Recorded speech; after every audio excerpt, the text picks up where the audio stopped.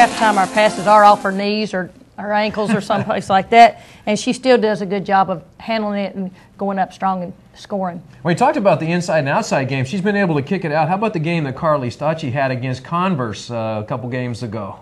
Oh, Carly got hot. And, you know, Carly's a shooter. She's not really a streak shooter.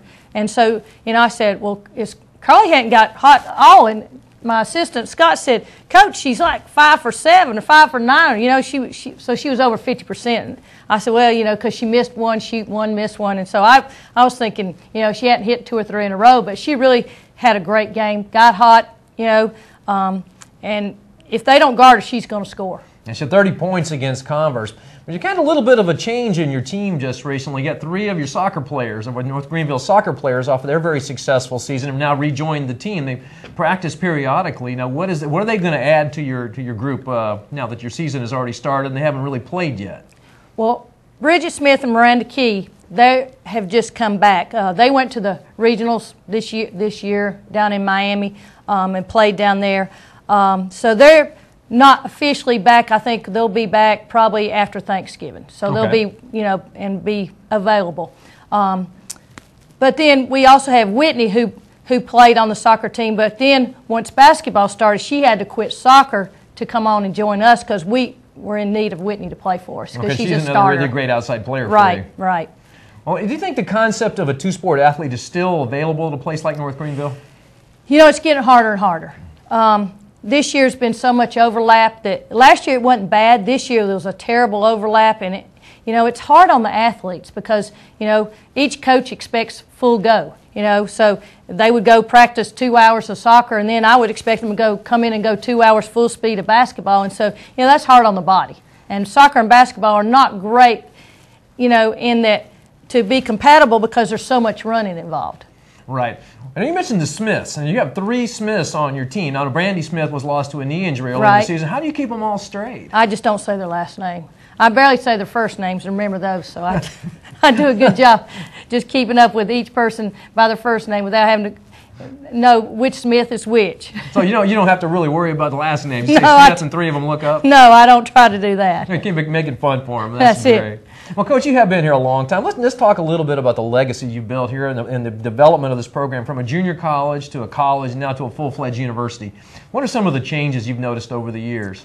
Well, you know, when we started, we were a junior college, and we had like 300 or 400 students.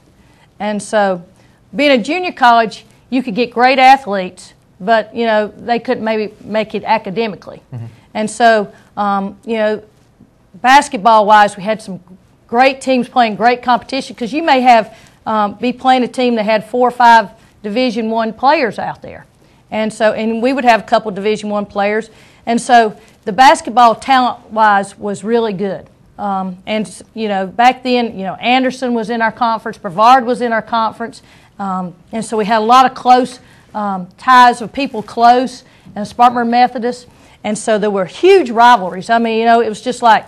And that's what I miss, I guess, the most is that we don't have a conference where we have true rivalries where everybody's just so excited for that game to show up. Then we went, NAIA went Mid-South Conference, which was kind of the exact opposite in that our closest conference game was 4 hours. We were playing in Tennessee and Kentucky, and those teams, you know, all had great teams, and, you know, the Tennessee and Kentucky, they were all about some basketball. And so the competition there, again, was great, and but it was just so far that we didn't really have any true rivalries. And now that we're a university, you know, we're still, you know, playing some good teams, and we don't really have the true rivalries now like I wish we could get back.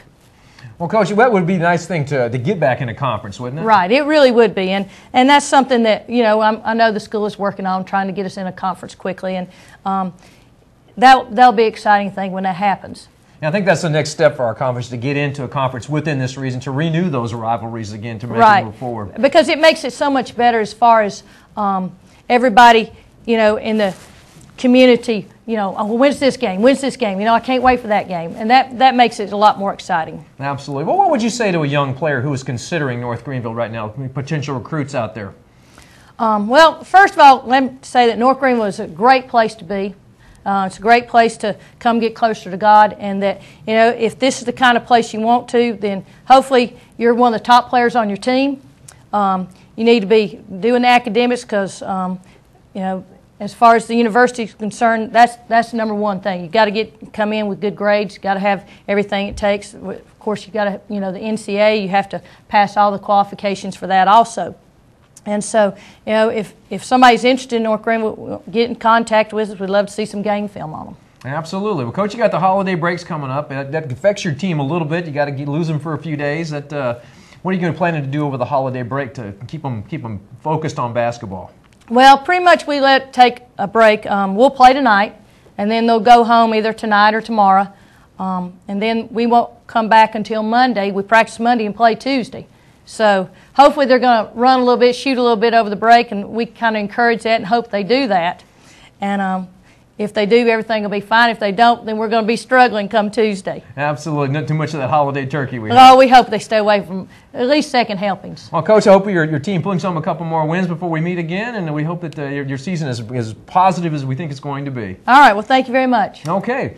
Well, for the Jayne Arledge Show, I'm your host, Fred Battenfield. The next home game for the Crusaders, Thursday, December 4th, when they host Tusculum at 5:30 at Hayes Gym.